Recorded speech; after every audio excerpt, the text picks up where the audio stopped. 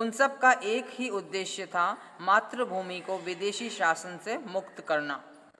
साधनों के विषय में उनका विश्वास था कि पाश्चात्य साम्राज्यवाद केवल पश्चिमी हिंसक साधनों से ही समाप्त किया जा सकता है। इसीलिए उन लोगों ने बम तथा पिस्तौल का प्रयोग किया। उन्होंने आयरलैंड से भी प्रेरणा प्राप्त की।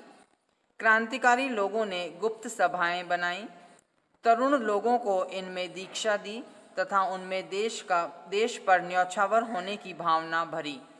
इन लोगों ने हथियार बांटे, हथियारों के प्रयोग का प्रशिक्षण दिया और बम बनाना सिखाया। यूरोपीय प्रशंसकों की हत्या करके इन लोगों ने उनका मनोबल कम करने, प्रशासन को ठप करने तथा स्वतंत्रता के भारतीय अथवा यूरोपीय विरोधियों को उखाड़ फेंकने का प्रयत्न किया। अपने उद्देश्यों की पूर्ति के लिए हत्या करना, डाका डालना, बैंक, डाकघर अथवा रेलगाड़ियां लूटना सभी कुछ वैध था। तो रेवोल्यूशनरी आंदोलन के तहत हम जो है लेंगे चंद्रशेखर आज़ाद और भगत सिंह। तो आज हम ले रहे हैं revolutionary movement with special reference to Chandrashekhar Azad, यानी क्रांतिकारी आंदोलन चंद्रशेखर आज़ाद के विशेष संदर्भ में। चंद्रशेखर आज़ाद भारतीय स्वतंत्र संग्राम में क्रांति की अवधारणा को एक तार्किक परिप्रेक्ष्य देने वाले सेना नायकों में चंद्रशेखर आज़ाद का नाम अग्रणीय है। वे उत्कृष्ट देशभक्त, असीम त्याग, अपरिमित शौर्य, अद्भुत साहस और अनुभवी सैन्य नेतृत्व की साकार प्रतिमा थे। अलीराजपुर जिले मध्य प्रदेश के भावरा नामक ग्राम को 23 जुलाई 1906 का उनकी जन्मभूमि बनने का सौभाग्य प्राप्त हुआ। उनके पिता का नाम पंडित सीताराम तिवारी था। वे अत्यंत निर्धन, सदाचारी, ईमानदार किंतु क्रोधी स्वभाव के थे। चंद्रशेखर आज़ाद उनकी 5वीं संतान थे। निर्भीकता चंद्रशेखर आज़ाद के स्वभाव में जन्मजात थी। देश में सर्वत्र असहयोग आंदोलन का वातावरण था। विदेशी कपड़ों के बहिष्कार की भारत भर में धूम थी।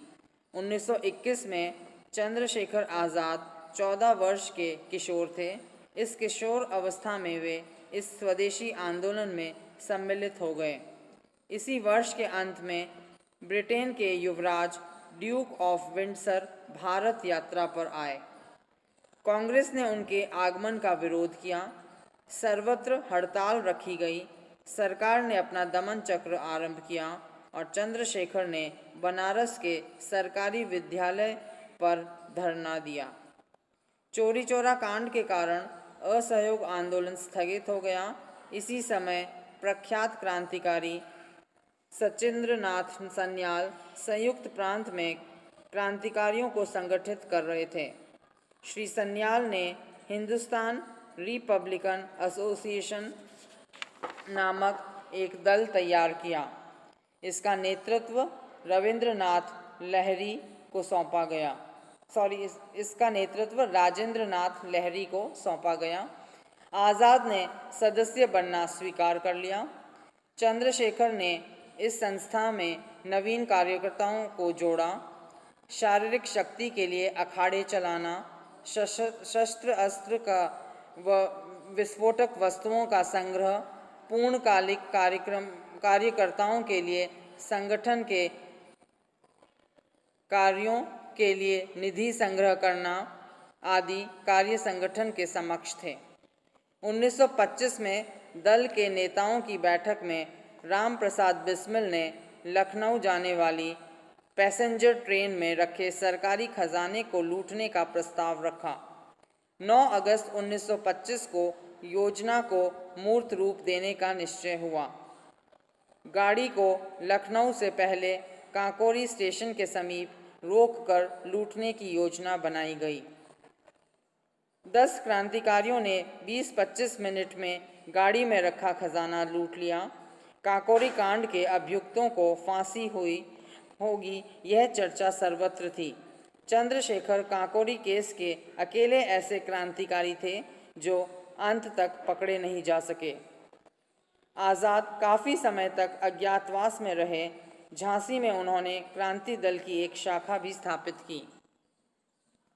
भगत सिंह, सुखदेव, राजगुरु, भगवती चरण बोहरा, महावीर सिंह, बटुकेश्वर दत्त, विमल प्रसाद जैन आदि अनेक इस नवगठित दल के सदस्य थे। अब इस दल का नाम Hindustan socialist Republican association and army रखा गया। साइमन कमीशन के विरोध में हुए प्रदर्शन के अवसर पर लाला लाजपत राय की पुलिस की मार के कारण मृत्यु हो गई, जिसके प्रतिशोध के लिए सॉन्डर्स की हत्या की योजना रची गई। इस योजना का नेतृत्व चंद्रशेखर आज़ाद के हाथों में था। सॉन्डर्स हेड कांस्टेबल चमन सिंह के साथ मोटरसाइकिल पर पुलिस थाने से निकला। निकलते ही दो क्रांतिकारियों ने गोली चलाकर उसे नीचे गिरा दिया। चंद्रशेखर आज़ाद ने उसे गोली से उड़ा दिया। लाहौर शहर में स्थान स्थान पर दीवारों पर पर्चे चिपके हुए थे, जिन पर लाल शाही से लिखा हुआ था कि सॉन्डर्स मारा गया, लाला जी का बदला ले लिया गया, क्रांति चिरायु हो। सॉन्डर्स वध के लिए ब्रिटिश शासन किसी को भी नहीं पकड़ सका। धीरे धीरे जनता के मन में क्रांतिकारियों के प्रति श्रद्धा उत्पन्न होने लगी थी। विशेष रूप से काकोरी कांड के अभियुक्तों के साथ अंग्रेज़ों ने जो अत्याचार किए थे, इसके विवरण सुन और पढ़कर कुछ जागरूक जनता जरूर हुई थी। अनेक उदारता लोगों ने आर्थिक सहायता गुप्त दान के रूप में दी। आज़ाद यह सारा धन बम निर्माण करके शस्त्रास्त्र की खरीद में, पर्चे छाप कर बांटने में खर्च करते थे। 9 अप्रैल 1929 को केंद्रीय विधानसभा में बम विस्फोट की ऐतिहासिक घटना घटित हुई। यह साहसी कार्य भगत सिंह तथा बटुकेश्वर दत्त ने किया था। इस संदर्भ में सरकार चंद्रशेखर को पकड़ने का पूर्ण प्रयत्न कर रही थी, पर आज़ाद फरार ही रहे। आज़ाद विकट और विपरीत परिस्थितियों में भी अचूक और साहसिक निर्णय लिया करते थे।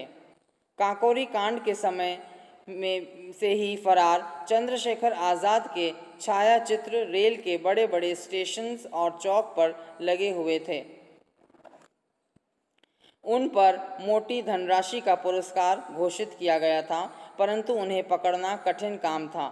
जीवन के आखिरी दिनों में उनका मन कुछ बेचैन सा रहने लगा था। उनके मित्र गिरफ्तार हो गए थे और जो शेष थे वे विश्वास के योग्य नहीं रहे थे। इलाहाबाद के एल्फ्रेड पार्क में आज़ाद रुके रहे। अब चंद्रशेखर के चारों ओर पुलिस थी। आज़ाद पर चारों ओर से गोलियों की वृष्टि होने लगी। तब भी लगभग 20 मिनट तक वे साहस से लड़ते रहे। इतने सिपाही और इतना असला होने के बावजूद वे उन्हें पकड़ नहीं सके। अनेक गोलियां आज़ाद के शरीर में घुस गईं और वे ज़मीन पर गिर पड़े। तब उन्होंने स्वयं एक गोली अपने सीने पर दाग ली। आज़ाद हमेशा कहा करते थे कि मैं जीते जी अंग्रेज़ी हुकूमत के हाथ नहीं लगूंगा, और उन्होंने अपनी यह प्रतिज्ञा पूर्ण की। चंद्रशेखर आज़ाद ने बचपन में ही घर से निकलकर अपने आप को भारत माता के चरणों में समर्पित कर दिया था। चंद्रशेखर दृढ़ संकल्पी थे। शरीर में विलक्षण शक्ति थी, अचूक निशाना, विलक्षण रण कौशल, अदम्य साहस, अनुपम वीरता और अप्रतिम कष्ट सहिष्णुता आदि गुणों के कारण ही वे संघ के प्रमुख बने थे। वे अनुशासन के अत्यंत भक्त थे। संगठन कौशल तो उनका उल्लेखनीय गुण था। क्रोध में भी वाणी और हाथों पर उनका विलक्षण संयम था। वे विनोदी तथा हाजिर जवाब भी थे। आज़ाद ने कहा था, दुश्मन की गोलियों का हम सामना करेंगे, आज़ाद ही रहे हैं, आज़ाद ही रहेंगे। और सचमुच वे जीवन भर आज़ाद ही रहे।